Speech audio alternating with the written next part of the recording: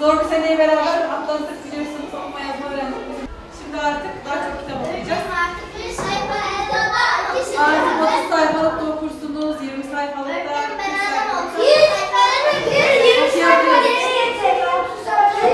Artık hızlandırma çalışmalarımıza başlayacağız. Ben birinci sınıfta 152'lik sayfa. Şimdi size birer tane hediye kitap vereceğim. Kitaplarınız zaten sınıfımızda olan kitaplardan da. Birbirinizi değiştirerek de okuyabilirsiniz. Birbirinize verebilirsiniz. Söylesin artık. Sana ince gelir, biliyorum, evet. Artık görüyorsunuz, okuyan hızlarında öne geçti. Okumayanlar yavaşladılar. Herkesin ama. Eğitimde fırsat eşitliğinde coğrafyanın ve ekonominin mutlaka etkisi var. Yani hem yapı olarak coğrafyanın ve ekonominin etkisi var, hem de kişilerin bulundukları coğrafyanın içinde yaşadıkları ekonomik şartların eğitimde fırsat eşitliğine mutlaka olumlu ve olumsuz etkisi oluyor. Bugün ekonomik olarak zor durumda olan insanların okullar açılırken halen kendi bulundukları bölgelerinden, beldelerinden başka yerlerde çalışmaya gitmiş olması, gurbette olması, çocukların gurbette olmasından dolayı eğitime ulaşamaması gibi bir şey mümkün. Bu yaşanabiliyor. Bunun yanında yani onların ekonomik olarak bu güçsüzlükleri ya da ekonomik olarak zayıflıkları kendi geçimlerinin derdine düşmüş olması, onların çocuklarını okul çağındaki öğrencilerini okula ulaşmakta, eğitime ulaşmakta alıkoyuyor belli bir süre. Bu mutlaka fırsat eşitliğini ortadan kaldıran bir durumdur. Buradaki mesele önce herkesin kendi yurdunda, kendi memleketinde, kendi yaşadığı, doğduğu, büyüdüğü ve yaşadığı yerde doymasını sağlamak olmalıdır. Yani insanlar mevsimlik işçi olarak oradan oraya taşınmamalı ya da buna ihtiyaç duyulmamalı. Herkes kendi bulunduğu yerde doyabilmeli. Üretim yapan insanlar ihtiyaç duyduğu zaman mutlaka mevsimlik olarak ya da işte çalışacak insan aradıklarında bulabilecekleri ve bu mevsimlik işçilerin gidiş gelişlerinin de eğitime göre düzenlenebilmesi gerekir. Veya şunun olması gerekir, mevsimlik işçi olarak insanlar kendi yaşadıkları yerden bir başka beldeye gidip çalışırlarken oradaki çocuklarının okulların açıldığı dönemlerde eğitimden uzak kalmaması için mutlaka bir çözüm bulunması gerekir. Geçici çözümler üretilmesi gerekir. İşte orada zaten en fazla 1 veya 1,5 aylık bir süredir. Bakanlık bu 1,5 aylık süre içerisinde gurbette olan insanların geçici işçi olarak çalışan, mevsimlik işçi olarak çalışan bu insanların dertlerine çözüm üretmesi gerekir. Bu da başarılamayacak bir çalışma değildir.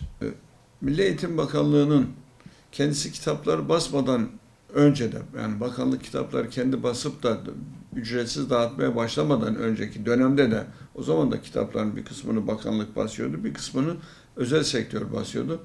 O günlerde de öğretmenlerde yardımcı kaynak arama ihtiyacı oluyordu. Daha sonra Milli Eğitim Bakanlığı ders kitaplarını kendisi basmaya ve ücretsiz olarak dağıtmaya başladı. Bu süreçten sonra Milli Eğitim Bakanlığı biz kitapları size veriyoruz, yardımcı kaynak aramayınız, kesinlikle bu yasaktır diye kural koymaya çalıştı. Milli Eğitim Bakanlığı'nın bu kural koyma çabası tutmadı, işe yaramadı. Öğretmenler yine yardımcı kaynak arama işine girdiler. Yine öğrencilere kaynak aldırdılar. Bu sefer efendim işte mecburen şu kitabı kaynak olarak alacaksınız, yardımcı kitap olarak alacaksınız diyemediler. Ama şu kitapları alırsanız iyi olur sözü bile veliler için mutlaka yapılması gereken bir iş olarak kabul edilip uygulama devam etti. Böyle olunca bu sene Milli Eğitim Bakanlığı yeni bir uygulama başlatıyor. Nedir bu? İşte yardımcı ders kitapları da ders kitaplarıyla beraber yardımcı kaynaklar da basıp ders kitaplarıyla beraber öğrencinin önüne koyacak. Bu ne demek? Şimdi bundan 2-3 sene önce, 5 sene önce Milli Eğitim Bakanlığı biz yeterli kaynak üretiyoruz. Size verdiğimiz ders kitapları yeterlidir. Yardımcı kaynak aramayınız. Buna öğrencileri yönlendirmeyiniz, velileri yönlendirmeyiniz derken bugün Milli Eğitim Bakanlığı kendisi yardımcı kaynak yayınlama ihtiyacı hissediyor. Dün söylediklerinin tersine bugün kendisi yardımcı kaynak yani. Eğer ders kitapları gerçekten yeterli oluyorsa neden yardımcı kaynak yayınlanıyor?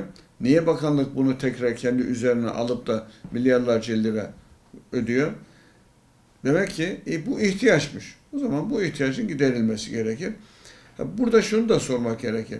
Madem Milli Eğitim Bakanlığı her şeyi kendi tekelinde tutup ders kitabını da kendisi hazırlatıyor, kendisi bastırıyor, kendisi dağıtıyor, ücretsiz olarak veriyor. Bu sürecin içerisinde bu çalışmaları yaparken yardımcı kaynağa ihtiyaç hissettirmeyecek kadar açık, net, gelişmiş ders kitabı üretse, ikinci bir kitabı basıp, ikinci bir kaynağı üretip, hem üretimde, hem basımında, dağıtımında ek bir masraf yapmasına gerek kalmayacak. Ek işleri yapmasına gerek kalmayacak. Burada planlamanın ve çalışmanın eksik yapıldığını düşünüyoruz. Bu eksikliği kapatmak için de bu sene yardımcı ders kitaplarda basılmış oluyor.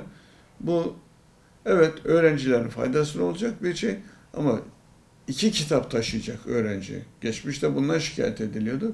Bu sefer yardımcı ders kitaplarıyla beraber öğrenci dün eğer 10 ders özellikle ortaokul ve lisede düşündüğümüz zaman 14-15 ders okuyan öğrenci bu 14-15 dersin en azından 5 tanesini yardımcı kaynağında taşısa sırtında, çantasının içerisinde bu sefer 10-12 kilo ağırlığındaki ders çantaları biraz daha ağırlaşmış olacak çocukların sırtında.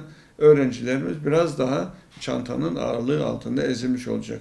Yani burada akademik başarı düşünülürken, akademik başarıya giden yol düşünülürken, düzenlenirken öğrencinin sırtına yüklenen çantanın ağırlığını da hesap edilip akademik başarıya giden yolun iyi düzenlenmesi gerekir.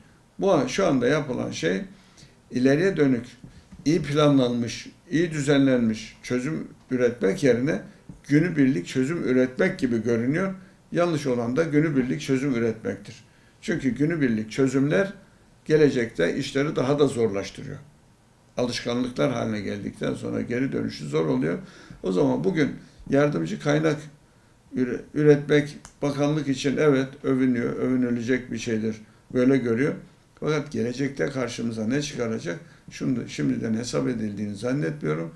O zaman öğrencimizin üstüne taşıyacağı yük olarak ne yüklendiğinde hesap edilmesi lazım.